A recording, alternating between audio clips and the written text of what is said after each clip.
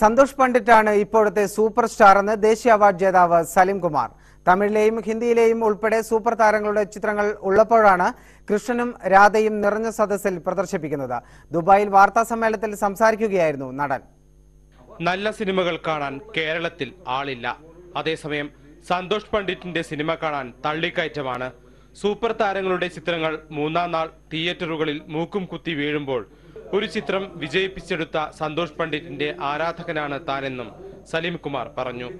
ആരാധിക്കാൻ കാരണം ഇപ്പോൾ സൂപ്പർ സ്റ്റാറിന്റെ പടം മൂന്നാം ദിവസം മൂക്കും കുത്തി വീഴുന്ന സമയത്താണ് ഇയാൾ ഇപ്പോൾ ഹൗസ്ഫുള്ളിൽ ആദ്യം 4 തിയേറ്റർ ഇയാൾ ലീസിനെടുത്ത 21 തിയേറ്ററിൽ എറണാകുളത്തെ പ്രശസ്തമായൊരു തിയേറ്റർ എന്നോട് വിളിച്ച് പറഞ്ഞു, ഒന്ന് പറഞ്ഞാലും ഞാൻ കളിച്ചു തന്നു. അയാളോട് റെഡിയാണ് ഇവിടെ അയാൾ കളിക്കാൻ വേണ്ടിയിട്ട്.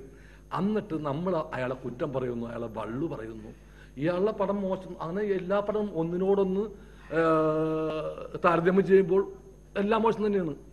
അപ്പൊ ഇപ്പൊ അയാളാണ് സൂപ്പർ സ്റ്റാർ. എന്തായാലും മലയാളത്തിലെ തിരക്കു കാരണം തൽക്കാലം അന്യഭാഷയിൽ അഭിനയിക്കില്ല.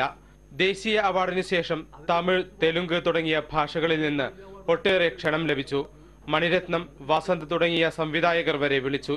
അവർ ചോദിക്കുന്ന സമയങ്ങളിൽ മലയാളത്തിൽ മറ്റു ചിത്രങ്ങൾ ഏറ്റുപോയതിനാൽ നിരസിക്കേണ്ടി വന്നുവെന്നും പറഞ്ഞു. ഓസ്കറിന് തിരഞ്ഞെടുക്കപ്പെട്ട ആദാമിന്റെ മകൻ അബുവിന്റെ പ്രചാരണത്തിന് 56 ലക്ഷം രൂപ സ്വരൂപിച്ചതായി സംവിധായകൻ സലീം അഹമ്മദ്